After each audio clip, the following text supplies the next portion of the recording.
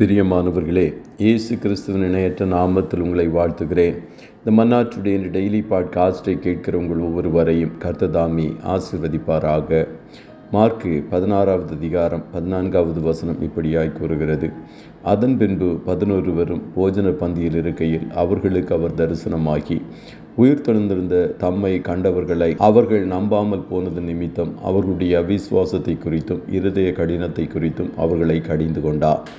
உயிர்த்தெழுந்த இயேசு கடிந்து கொண்டார். த ரிசரக்டட் ஜீசஸ் ரெபியூக்ட் என்ற தலைப்பின் கீழ் இன்றைய மன்னாவை தியானிக்கப் போகிறோம். இயேசு உயிரோடு எழுந்து பரமேறி செல்வதற்கு முன் 40 நாட்களில் 10 முறை தரிசனமானார். 9வதாக இயேசு உயிர்த்தெழுந்து 11 சீஷர்களையும் கடிந்து கொண்டார். இயேசு கடிந்து கொள்ளுவாரா என்ற கேள்வியில் இருக்கும் ஜனங்கள் உண்டு. இயேசு அன்பாகவே தான் எப்பொழுதும் இருப்பார். அவர் எப்பொழுதும் அணைத்து கொண்டும் நாம் என்ன செய்தாலும் அதை சிரித்த முகத்துடன் மன்னித்து விடுவார் என்று மாத்திரம் அநேகர் நினைத்து கொண்டிருக்கிறார்கள். நம்முடைய ஆண்டவர் ஒருபுறம் அன்பானவர், மறுபுறம் பட்சிக்கிற அக்கினி. ஒருபுறம் தாயைப் போல மார்பை உடையவர், மறுபுறம் விளாற்றுகளினால் கண்டிக்கிற தகப்பன். ஒருபுறம் அவர் கிருபையானவர், மறுபுறம் அவர் சத்தியமுள்ளவர்.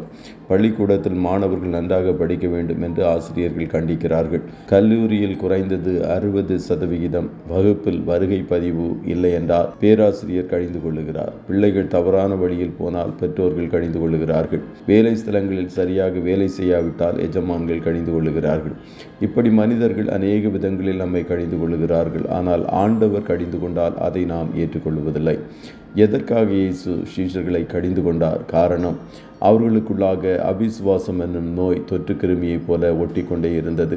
இயேசு வளர்ந்த ஊரில் உள்ள ஜனங்களுக்குள்ளாக இருந்த அவிசுவாசத்தின் நிமித்தம் அவர் அங்கே அநேக அற்புதங்களை செய்யவில்லை என்று மத்தேயு 13:58 கூறுகிறது. இந்த சம்பவத்தை சீஷர்கள் நன்றாக பார்த்து அறிந்திருந்தார்கள்.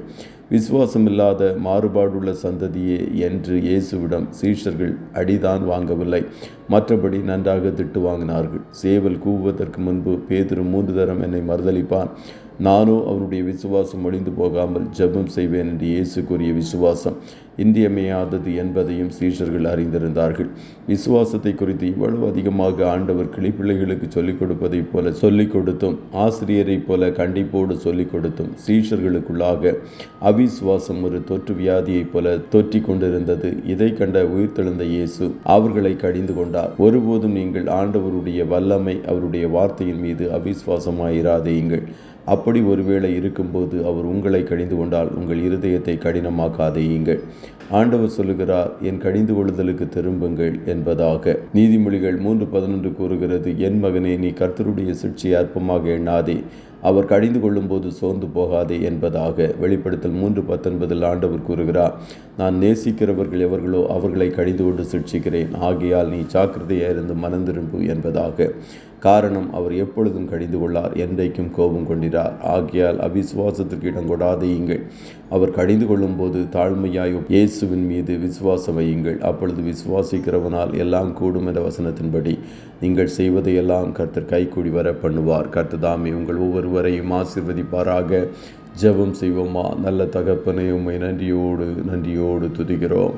இந்த மன்னா டுடே டெய்லி பாட்காஸ்டை கேட்கிற முடிய பிள்ளைகள் ஒவ்வொருவரையும் கர்த்தர் தாமே ஆசீர்வதிப்பீராக. இயேசுவே, உம்மீது நாங்கள் வைத்திருக்கிற விசுவாசம் அசையாததாயும் உறுதியாயும் காணப்பட கர்த்தர் நீர் எங்களுக்கு உதவி செய்யும். எங்கள் விசுவாசம் ஒழிந்து போய்விடாதபடி எங்களுக்காய் வேண்டிக் கொள்ளுகிற நல்ல தகப்பன், இன்னும் நாங்கள் விசுவாசத்தில் அனுதினமும் வளர துணை நிற்பீராக. அதுபோல நீர் எங்களை கடிந்து கொள்ளும் போது எங்கள் இருதயங்களை கடினப்படுத்தாதபடிக்கு உம்முடைய கடிந்து கொள்ளுதலுக்கு நாங்கள் செவி சாய்த்து எங்களை திருத்திக் கொள்ள கர்த்தர் தாமே கிருபை தருவீராக. இன்றைய தினம் உம்முடைய பிள்ளைகள் கையிடுகிற வேலைகளை ஆசீர்வதியும்.